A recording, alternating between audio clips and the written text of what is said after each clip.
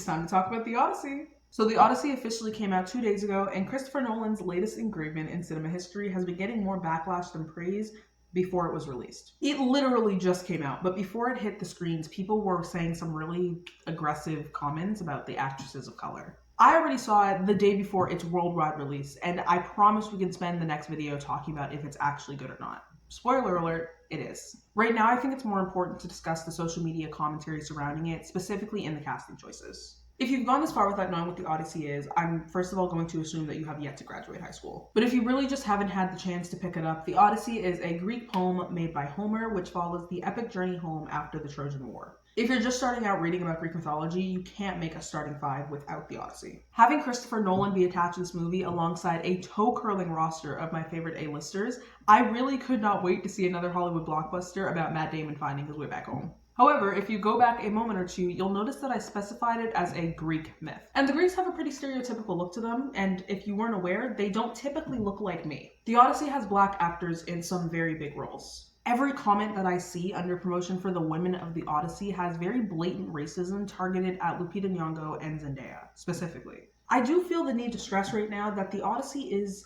a myth. These characters are not real and therefore could believably be embodied by anybody of any race. Some of the comments are genuinely upset by the lack of Greek actors, which, coming from Greek people, does make sense. However, and bear with me, ever since the release of the live-action Little Mermaid in 2023, there has been a ridiculous megaphone in front of people's opinions on adaptive and diverse casting in live-action remakes, in book remodels, and in myths. Most, if not all, of the characters in the Odyssey are gods and goddesses or the children of. Specifically Athena, who is played by Zendaya. Athena is a goddess. She is by definition a mythological deity that has no concrete human form to preserve. They even state several times in the movie that anybody could be a god in disguise. It's called Zeus's Law, which is something that is referenced in both the movie and the original poem. Treat all travelers with hospitality, essentially. Food, shelter, safe passage, because they may be gods in disguise. The race of the character does not change what Athena represents in terms of wisdom, strategy, and strength. Have you seen Zendaya? I mean, if anyone's playing a goddess, she would be the most realistic choice in the industry.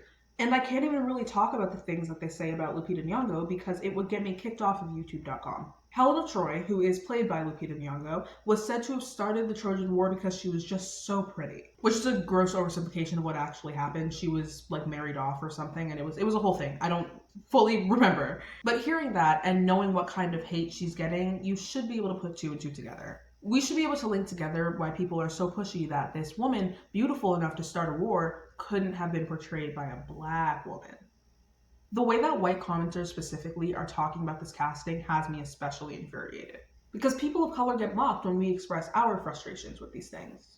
We get told that we're being sensitive or that we're making everything too racial and serious. In conversations like these, people often like to bring up Tiana. They should make Tiana white in the live action because they made our Little Mermaid black.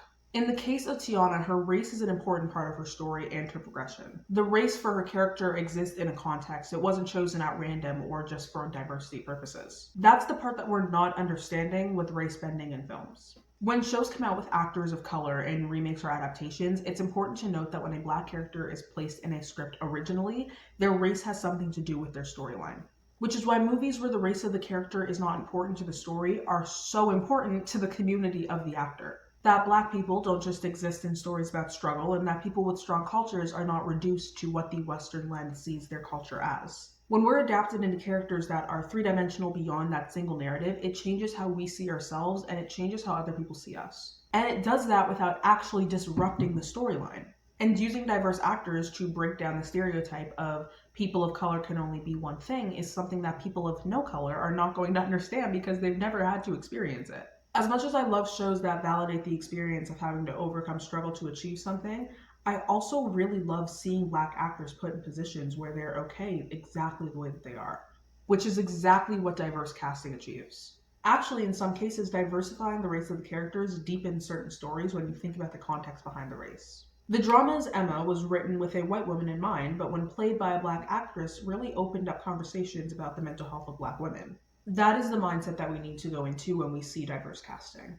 It's just that the comparison of Tiana makes it so hard for me to feel sympathy when people are upset over ethnically accurate casting. Because when it's us and when it's our stories being told and when we're upset over it, no one bats an eye. Like, we're kind of mocked for it. There's a movie coming out called Children of Blood and Bone. It's an adaptation of a fantasy novel by Tomi Adeyemi. And every single time I open the comments, it's the same upset about there not being any white actors in the movie and saying that we thought we cared about diversity now. The story is based in West African and Yoruba culture. Not to mention that the author herself is Nigerian. Their race actually affects the plot. Same thing with the story of Moana being based in Polynesian culture, Mulan being based in Chinese culture, Aladdin being based in Arab culture. Every story that ever exists has been told a million different ways. That's why we say that some things are the black version of this or the white version of that. But the point is that the original stories and the original characters, when they're written by people of color, are culturally relevant. But if you're this far into the video, you understand that it is not about diversity at all. In some cases, there is a genuine upset about not being accurately represented in stories that were made from your culture, or being frustrated about historical or adaptational inaccuracies in books and movies that you really like. But in most cases, it's a disrespect and a blanket for racist commentary. I just want the same level of care when we have something to say. That's all I ask. It's important to understand the nuance in these things. Like, I could go on an entire rant about forced diversity in castings, but I'm off topic now and you kind of get the point. But race aside, the cast and crew of the Odyssey did an incredible job. And you should go see it on the biggest screen you can find.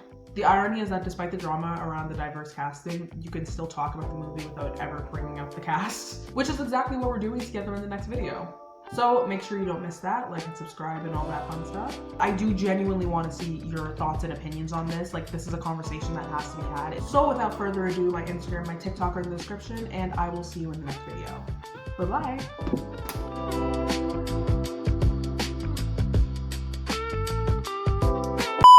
Hi, Atlas. It's literally the middle of the night. I'm editing right now. We have passed 100 subscribers. And the video that I made on Obsession, we got like almost 6,000 views on that. So, like, I really don't know where else I would be able to talk about this, but just like a really quick thank you. Yeah, my brain, I can't wrap my head around that. We're like super close to, what is it, like 400 subscribers now? We might be above that by the time this video comes out. Thank you. Like, I really appreciate it. Okay, yeah, the video's actually over now. Bye.